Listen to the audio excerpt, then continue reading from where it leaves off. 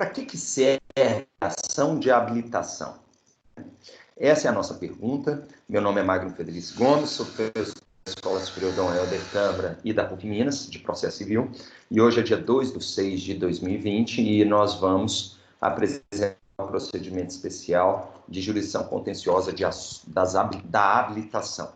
Eu informo a todos os presentes que vocês estão sendo gravados e que, posteriormente, essa videoconferência vai ser disponibilizada no YouTube para aqueles que não puderam assisti-la presencialmente, ou de maneira simultânea. Quando nós falamos de habilitação, e a princípio eu vou começar já apresentando o conceito de habilitação para vocês, a habilitação é um procedimento especial de jurisdição contenciosa, em que, em função de uma sucessão processual por ato, normalmente causa mortes, mas poderia ser também por ato inter vivos, uma das partes transfere seus direitos a favor de outras pessoas, que normalmente são sucessores. Então, basicamente, para a gente entender a habilitação, vocês têm que saber que o direito pleiteado em litígio deve ser transmissível, para o cabimento da habilitação. Então, ao invés da gente falar de conceito, vamos falar de cabimento, porque o cabimento envolve a transmissibilidade do direito pleiteado em litígio. Quando a gente fala dessa transmissibilidade, pode ser por ato inter vivos, do latim, tá claro? Ou por causa mortis. E ao falarmos de causa mortis, que é a regra geral da habilitação. Tá bom, senhores? Então, uma das partes morre dentro do processo, e além de uma das partes morrer dentro do processo, o sucessor vai lá e solicita a sua habilitação. Uma vez eu vou até contextualizar isso aqui para vocês, contextualização. Eu já fiz inúmeras habilitações, diversas habilitações. Quanto mais se advoga, mais você vê que às vezes a vida ela cessa e o processo continua existindo, E isso para nós é de fato uma certa frustração, porque o ideal era que todas as partes que ajuizem uma ação continuem vivas, e possam ver a decisão final de mérito que efetive o seu direito. E esse é o princípio, da duração razoável do procedimento no processo civil. Mas, caso isso não aconteça, inclusive a fase satisfativa, então ele tem que receber o bem jurídico pretendido. Mas caso isso não aconteça, e sendo aquele direito transmissível, necessariamente nós temos que verificar quem vai ser o novo titular daquele direito. Então, a habilitação, para todos os efeitos, tem uma finalidade prática, e essa finalidade é a regularização das partes do processo, ou dos sujeitos do processo. E essa regularização é essencial para o trâmite normal do procedimento. Tá claro, gente? Para o trâmite normal do procedimento. Já indiquei que é um procedimento especial de jurisdição contenciosa. Tá claro, senhores? É um procedimento especial de jurisdição contenciosa. Mas que pode ser decidido incidentalmente dentro da ação principal, ou do processo principal. Vamos falar do processo principal. Especialmente quando a prova é exclusivamente documental, e porque, sendo exclusivamente documental, o juiz profere uma decisão interlocutória e já defere essa habilitação.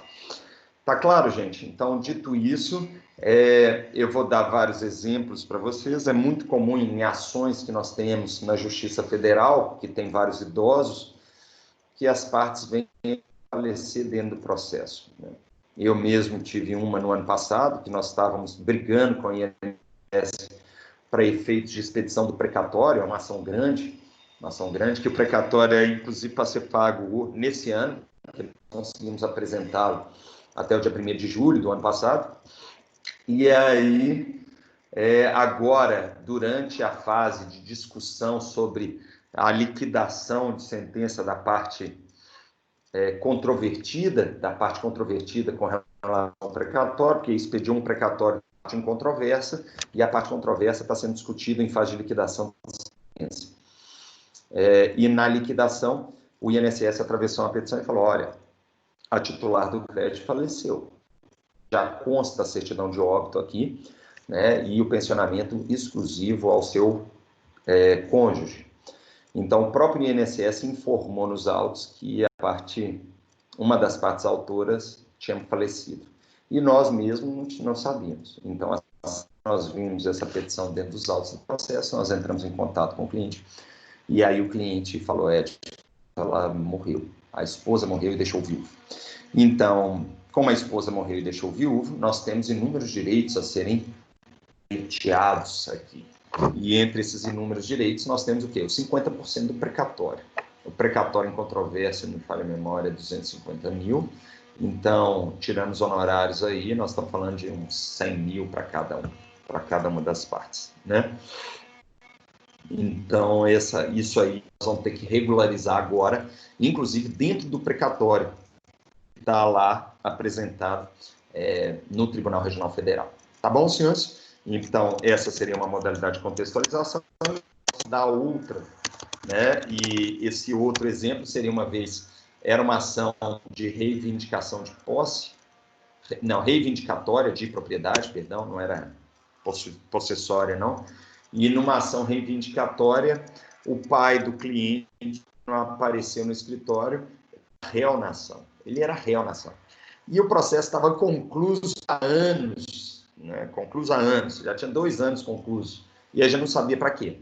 E a mãe do cliente chegou e falou, olha, eu acho que meu ex-marido, o pai do meu filho, tem um direito a receber nesse processo. Nós vimos o processo, vimos que ele era parte, e curiosamente a gente pegou a procuração do menino representado pela mãe, RG, CPF, tudo, comprovante de endereço, certidão de nascimento, que é o possível, que prova a condição de sucessor, e depois que a gente pegou isso, claramente a gente fez um pedido nos autos de habilitação, dentro da reivindicatória de propriedade, no mínimo, né? E aí os autos estavam concluídos para o juiz, saiu da conclusão, juntaram a petição e voltaram à conclusão. E eu falei, vamos ver o que vai acontecer, né? E aí ficou concluído mais 1 ano, 2 anos, e eu até tinha meio que esquecido o processo. E aí, certa vez, o que acontece? E vem a sentença. A sentença julga procedente o pedido do autor, determina a restituição do imóvel ao autor da ação, né? E dentro da sentença o juiz julga a habilitação simultaneamente como um capítulo da sentença, defere a habilitação e automaticamente o meu cliente perdeu. Então eu tive vista do processo com a sentença que tinha julgado desfavorável a ação principal para o meu cliente. Então esse é um exemplo de habilitação por causa morta, né? Agora, vocês vão também querer saber a habilitação por ato inter vivos, né? E se não me falha a memória, isso vai estar lá no 8 do Código de Processo Civil, do capítulo da sucessão de partes e procuradores, né? Então, aqui nós demonstramos o seguinte, que o artigo 110 demonstra que, ocorrendo a morte de qualquer das partes, dar-se-á a sucessão pelo seu espólio e pelos sucessores, observado o artigo 313. Então, esse é o primeiro caso que a gente está falando de causa-morte. Eu vou até colocar esse artigo aqui, que é um artigo que poucas pessoas estudam do CPC. Agora, quando a gente fala de alienação de coisa ou de bem litigioso, o ato inter vivos está previsto no artigo 109 do CPC. E aí eu trouxe os 2 artigos para vocês terem a ideia que a habilitação pode acontecer tanto por ato inter vivos quanto ato causa-mortes. E o ato intervivos é o do artigo 109 e o ato causa-mortes é do artigo 110 do Código de Processo Civil. Quando a gente fala do 109, nós estamos falando o quê? Que a alienação da coisa, do direito litigioso por ato entre vivos, a título particular, não altera a legitimidade de partes. O adquirente ou cessionário não poderá ingressar em juízo, sucedendo o alientante ou cedente, sem que o consinta a parte contrária. O adquirente ou cessionário poderá intervir no processo como assistente litisconsorcial do alienante ou do cedente. Estendem-se os efeitos da sentença cumprida entre as partes originárias ao adquirente ou cessionário.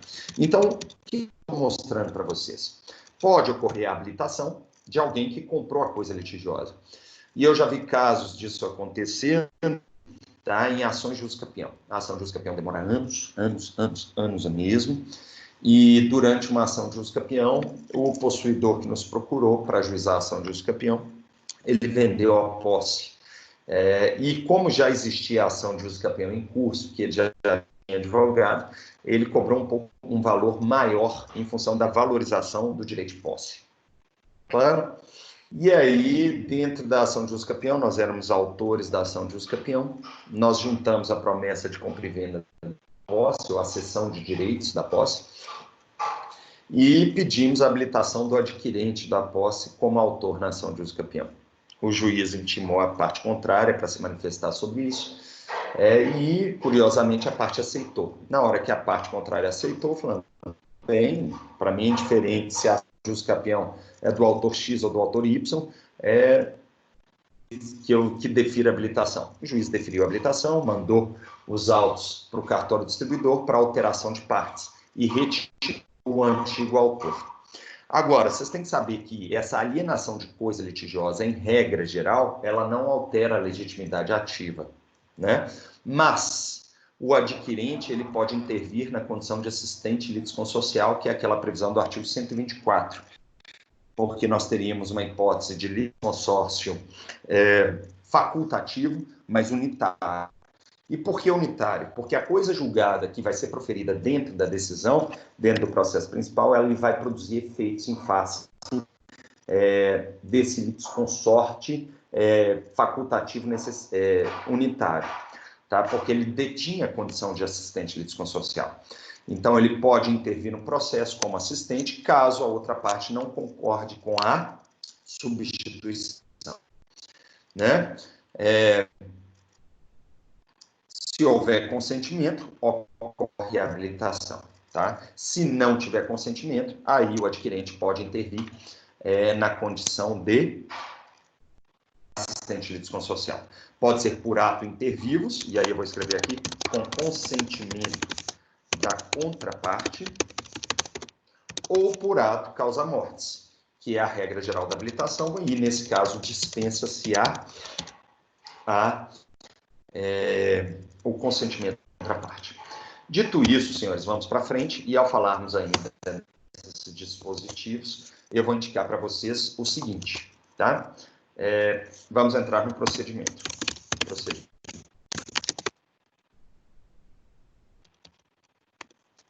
Quando o juiz toma ciência do falecimento de parte, falecimento de parte sendo direito transmissível, ele deve suspender o processo. E a regra é do artigo 313, inciso 1 do CPC, é claro, que determina essa suspensão. Então, vamos remeter os senhores ao artigo 313. Né? E aí lá fala, pela morte de parte ou por perda de capacidade processual de representante legal do seu procurador. E os prazos de suspensão estão no parágrafo 1º e 2º. Atenção, o parágrafo 1º, o juiz suspende o processo nos termos do artigo 689. O que significa isso? Né? Somente o parágrafo 1º prevê o quê? A habilitação como procedimento especial. Tá claro, gente? Quem tem legitimidade para fazer essa habilitação? Tanto o autor quanto o réu. Né? Tanto os sucessores podem pedir a habilitação, quanto a parte sobrevivente pode pedir a habilitação. E quando nós falamos da parte sobrevivente promovendo a habilitação, nós estamos falando do parágrafo 2º do CPC, porque, falecido o réu, o juiz intima o autor para que promova a citação do espólio ou dos sucessores. Falecido o autor e sendo transmissível o direito, o juiz determinará a intimação do espólio.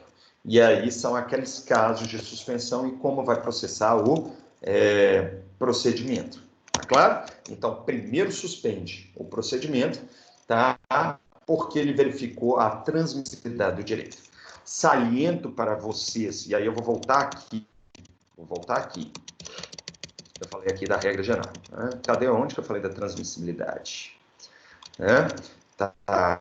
O direito pleiteado deve ser transmissível, porque se não for, haverá extinção do processo sem resolução de mérito.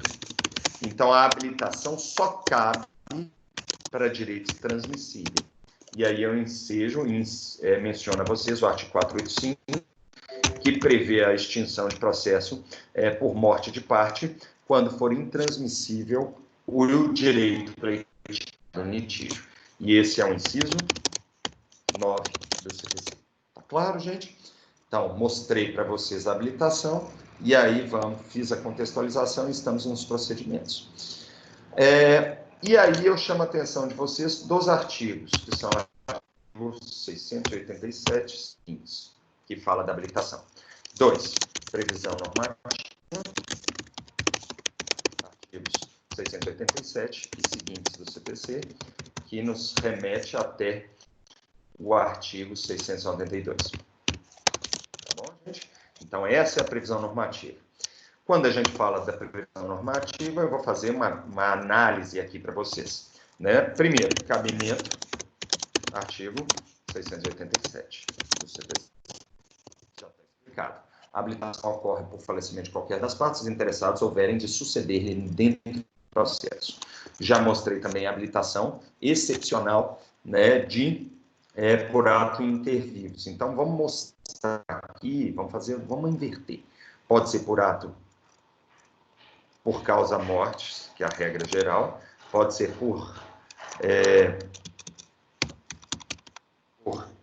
elemento causa mortes, que é a regra geral da habilitação, ou excepcionalmente por ato intervivos, com consentimento de parte. E aí eu demonstro isso para vocês com os dispositivos legais. Certo? Primeiro artigo 110, segundo artigo 109, ato intervivos. Além disso, nós demonstramos aqui a finalidade e vamos para frente. Depois do cabimento, nós temos, né, a legitimidade ativa para promover a habilitação, que é o artigo 688 do CPC. Então, lá fala, quem pode requerer a habilitação? A parte em relação aos sucessores do falecido, sucessores do falecido em relação à parte. Tá claro, gente? E aí a gente entra claramente no procedimento. 3. A petição de habilitação é incidental, ou também chamada de intercorrente, ou intermediária. Tá bom, senhores? A habilitação é petição. É feita por petição incidental, intercorrente ou intermediária. Tá claro? Ou seja, é uma petição protocolizada dentro dos autos do processo. Sim, senhores? E a partir do momento que ela é protocolizada, ocorre essa suspensão de imediato, não é isso? Juntada aos autos do processo, ocorre de plano a suspensão até que seja proferida a decisão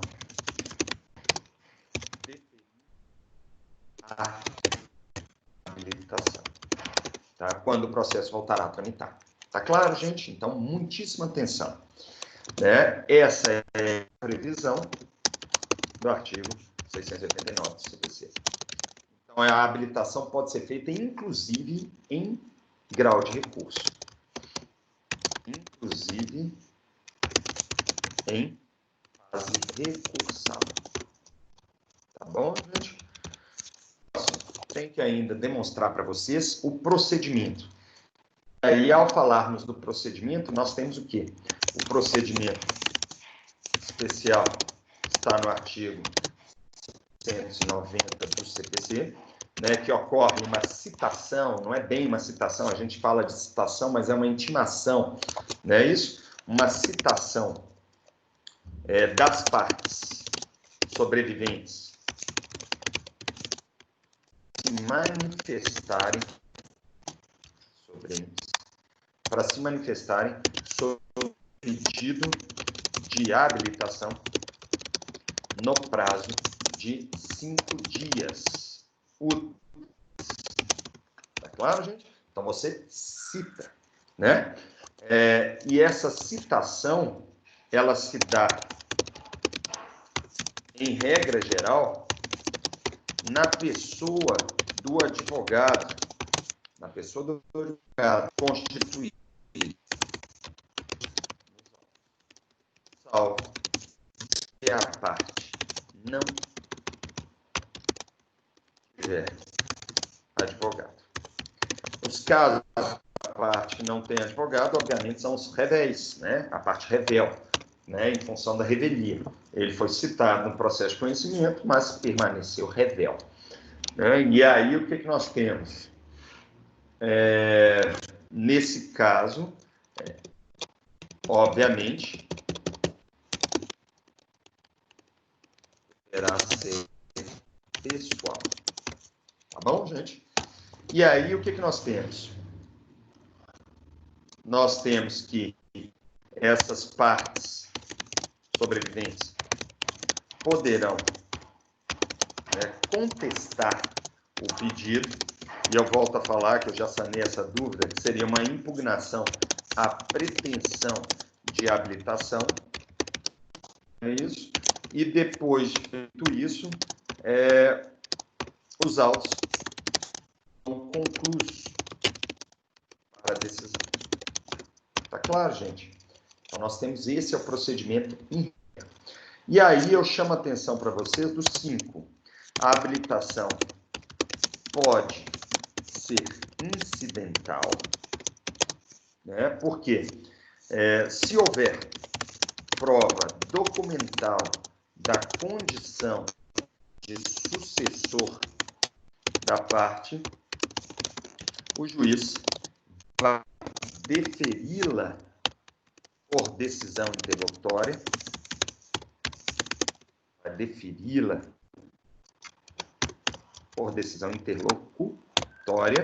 né, que é aquela do artigo 203, parágrafo 2º do CPC, tá? Que não está arrolada no rol do artigo 1015 do CPC. Então, portanto, não é passível de agravo do instrumento, assim, de apelação contra a decisão final ou de contrarrazões de apelação, na forma, obviamente, do artigo 1009, parágrafos 1º e 2º do CPC. Tá claro, gente? E aí, quando ela é feita por decisão interlocutória, o processo continua tramitando, não é isso? Então, ele continua tramitando e ele não está rolado ali naquela hipótese de agravo de instrumento. Então, nós teríamos somente o cabimento de apelação, tá? Eu adianto para vocês que 6. A habilitação pode ser litigiosa, não é isso? Quando não houver prova documentada da condição de sucessor. E aí, nesse caso, tá claro, gente? O juiz vai determinar o desentranhamento do processo, tá claro, gente? E esse desentranhamento do processo vai gerar o apensamento. Então, a habilitação pode ser litigiosa quando não houver prova documental da condição do sucessor, quando o juiz determinará o desentranhamento das questões relacionadas com a habilitação e a sua distribuição por dependência ao processo principal. Continuará suspenso até a decisão final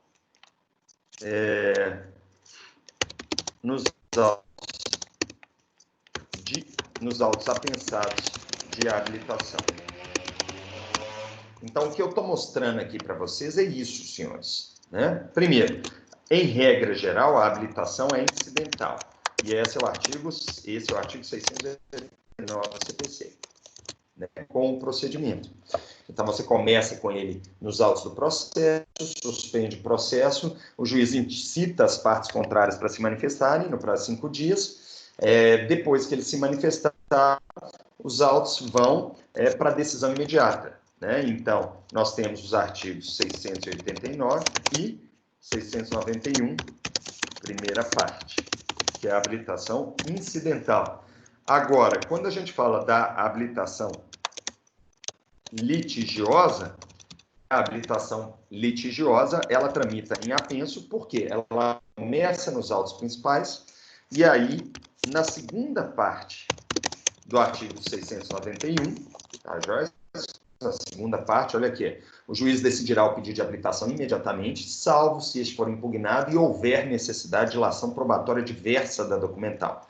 Caso em que determinará que o pedido seja autuado em apartado, distribuído por dependência, e disporá sobre a instrução, a petição de habilitação, a contestação das partes e a pensa. E aí mantém o processo principal suspenso, tá? E no apenso ele começa a instruir o processo.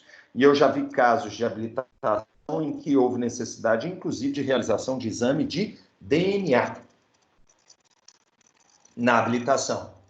E depois que foi feito o exame de DNA, o juiz julgou a habilitação. E aí ele profere uma decisão na habilitação. Tá certo, senhores? Atenção, nesse caso vai se aplicar também o artigo 692 e artigo 692. Tá claro, gente? Porque quando não houver prova documental, ele desentranha todas as petições relacionadas e distribui por dependência. É o processo principal. Nesse caso, a habilitação será julgada por sentença, né? Passível de apelação. Tá claro, gente? Então, transitado e julgado, o processo volta ao seu curso principal. O que eu chamo a atenção de vocês é que, nesse caso de habilitação litigiosa, e aí eu chamo a atenção do que é a litigiosa, a apelação possui duplo efeito, né? De apelação com duplo efeito. Então, essa sentença de habilitação não produz efeitos até a sua confirmação pelo tribunal. Tá claro? Então, após o trânsito, em julgado da sentença de habilitação litigiosa, né, a cópia da decisão será incluída, será juntada no processo principal e ele voltará a tramitar normalmente. Obviamente, nesse caso de cópia se for julgado procedente o pedido da habilitação litigiosa, necessariamente o juiz vai determinar a substituição da parte dentro do processo principal. Agora, se for julgado improcedente, ele só vai juntar a cópia no processo principal e o processo vai continuar tramitando com aquelas partes sem a inclusão daquele habilitante. Então, gente, para todos os efeitos, essa é a habilitação e eu vou me colocar à disposição dos presentes para responder eventuais questionamentos. Tá claro, gente? Muito obrigado a todos e eu peço que se cuidem durante o período de isolamento. Tchauzinho.